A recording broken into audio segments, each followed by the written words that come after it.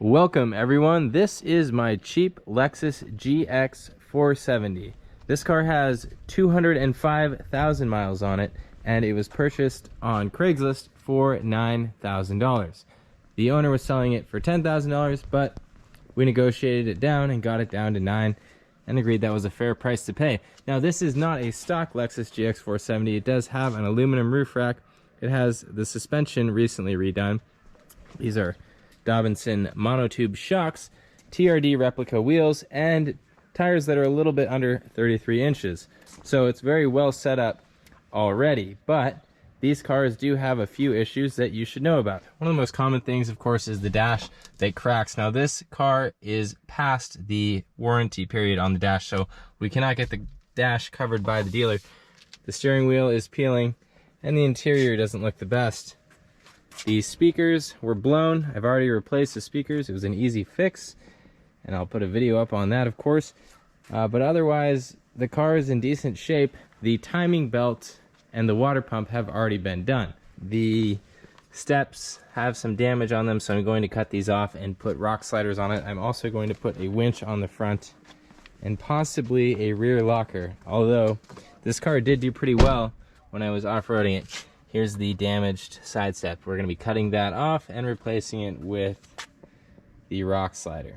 Now coming inside, this is the navigation model, and people say not to purchase the navigation model because it's dated and you can't upgrade it. The climate controls are embedded in the navigation unit, so we can't really change out this head unit.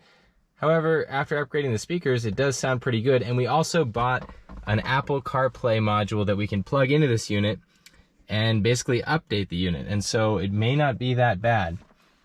The interior is pretty dirty. I haven't really cleaned it, but this is a highly optioned model. You can see we had a rear TV here. We also had the wireless headphones, and also check out the rear air conditioning vents. That's a big deal. If you have a dog, you're gonna love this car, and your dog is gonna love the car too because of the rear air conditioning. It's just a very good car for the money. Check out all of this cargo space that we have. Now these seats also fold down, and there's not a whole lot of room in here to sit, but if we don't want to have this third row, we can pull them out for more storage space. There's a ton of storage space in here. So overall, a really great car. Let's go take this car on a test drive. I want to talk about some things that are characteristic of this car. Having owned an 80 series Land Cruiser, a Toyota FJ Cruiser, and a 4Runner, this car is much better than those cars in some ways, and so I was surprised when I started driving it, and I want to share that with you. Let's go for a test drive in this car. Now the first thing that you notice when you put your key in is that the steering wheel will come and extend out to you, and when we go to start it, it's a one-touch start. So I just turn the key like that, and the car starts. It's a one-touch start, very cool. And so I'm gonna turn the fan down here so that it doesn't mess up my audio. Just turn it off. It's gonna get hot, but if I try to start the car again right now, it won't do anything. The starter motor won't grind or anything. And that's good because this engine is very quiet. It's hard to tell that the car is on when it's on. Even though it has a big V8 in here, it's very quiet. And this is not the typical Toyota ownership experience. For whatever reason, when I bought this car, I was thinking, you guys hear that? That's my tires rubbing. I have big tires on here, so they rub a little bit. I need to do some trimming. For whatever reason, when I purchased this car, I was thinking it would be very similar to my 80 series Land Cruiser, or my FJ Cruiser, or my 4Runner, and it just isn't, and we'll go over that in a second, but that was the most shocking thing to me. This car is pretty unique. It's not like a Toyota, although I can bolt on a lot of Toyota parts. It is a little bit different than a Toyota, and that was surprising to me because in other countries, this car is known as the Toyota Prado. So the US, we got this car in this luxury version, and it's a great car. Let me tell you, it's fantastic. I love the car, but in other parts of the world, when you travel, you'll see the Land Cruiser Prado looking extremely similar, and that's because it is. And in the US here, this car is primarily owned by soccer moms. And so there's a lot of these out there that just have not been driven hard. And that's great for you because you can go pick one up in great condition, This car was in great condition. The underside of the car doesn't look like it's ever seen any off-road activity. The chassis is clean, there's no rust, and that's probably because it was a California car its whole life. And so it was a really great bargain from that perspective. It's hard to find a high mileage Toyota Land Cruiser that hasn't really seen any abuse. And so this is pretty great. Now, the immediate thing that you notice when you get in this car is the low end torque of the 4.7 liter V8. I'm used to having no power. My 80 series had no power. My Toyota FJ had trouble turning the bigger tires. This car has no trouble turning the weight of the larger tires. It's just fantastic. And usually when you put larger tires on a car, you can expect to have to re-gear the axles. But with this, you don't have to re-gear the axles. The car takes off just fine. The acceleration is more than you need. It goes along comfortably on the freeway. The transmission is not hunting for the right gear. It seems like the larger tires were made for the car. And so that is one of the surprising things about it that I was very happy about. Now, cruising down the road, this is quite a bit quieter than my other Toyotas have been. And it has mud tires on it. And I can hear the mud tires if I roll the window down, but the sound deadening is great. So having a luxury off-road car like this is actually pretty neat. I'm pretty impressed with it. Now, if we come over here, we see that we have a height control for the suspension, and that has been ripped out. Now, we also have our shifter here, and then our transfer case, and down here you'll see a differential lock button. And that differential lock allows you to lock the center differential.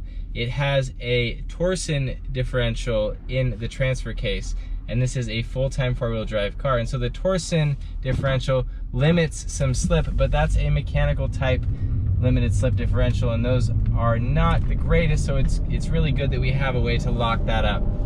And we just press a button to do that. Now, this car is also equipped with Toyota's A-Track system, which allows it to use the brakes to climb up difficult terrain. And it works great. I had that in my FJ and I loved it. What this car doesn't have is a rear differential lock, and so I may want to add that at some point in the future.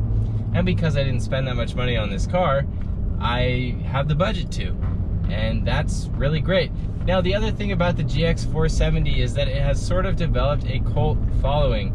And so right after I purchased this car, there was a GX470 meetup in my area, which I attended. It was in San Clemente, and with me included with my GX, there were a total of 117 GX cars there in one place at one time, and that was pretty cool.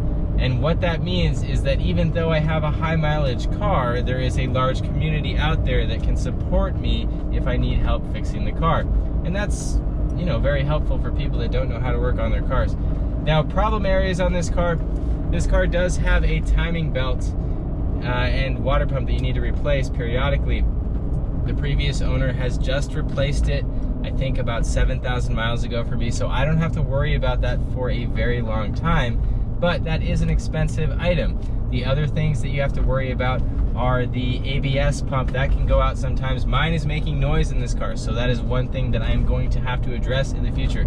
If you buy that entire part from the dealer, I've heard that it's over $3,000. The other things that I've heard about with high mileage GXs are the transfer case and also the transmission, and those are around $3,000 to $4,000 a piece. So you have to realize that although these cars are a great deal, you are still buying a luxury car, and with that, you will have to pay some money to maintain it.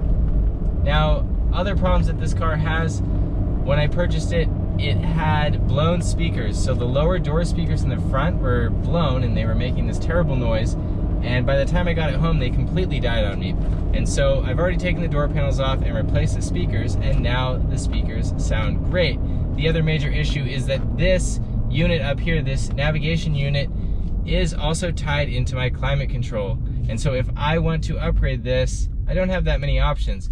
There is a company out there, I think it's called Grom, and they have a computer that plugs in and allows you to hook up Apple CarPlay and some other things, and I did purchase that unit. I got in on a group buy, and so I'm excited to upgrade this unit and see what that's like. The sound system is actually pretty good once you fix the speakers, as I've done. And so overall, I'm really happy with this car. So the major takeaway with this car is that it's very similar to the other Toyotas that I've owned as far as what I can do with it. The suspension parts that you bolt on are the same parts, and so that's great. But it's different in that it is a little bit more luxurious. It does have a V8 in it, and the V8 has a lot more low-end torque, and so the whole driving experience is much different than, say, the FJ Cruiser or the 4Runner or my 80 series Land Cruiser. This is a very nice car, and at the price point that they're at right now, they're a pretty good buy.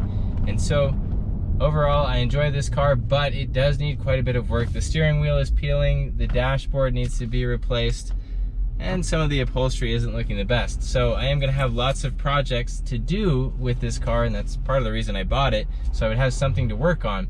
One complaint that I do have about the car, which I'm going to address, is that the brakes, with the larger tires, the brakes are not the best, and so I'm going to put a more aggressive pad on this car. And that's what I do with all of my Toyotas.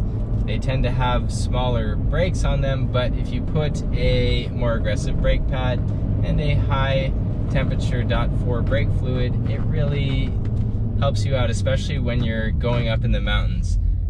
If you do not upgrade your brakes and you're coming down a mountain pass and you're heavy on the brakes, you can fade your stock Toyota brakes. And so that's one of the things that I always upgrade with my Toyotas, and this car feels the same. It feels like the brakes are a little bit on the inadequate side. Otherwise, everything else feels pretty solid with this car, and mostly cosmetic stuff that I need to clean up. Oh, one more issue that I forgot to talk about. The fuel gauge is broken on this car, so every time I start it, the fuel sits at a different level. So I'm going to dive into that and try to fix that as well. And I'll be posting all these videos to my channel about the fixes that I do on this GX470. That is all I have for you guys. Thank you for watching. Make sure that you enjoy your car.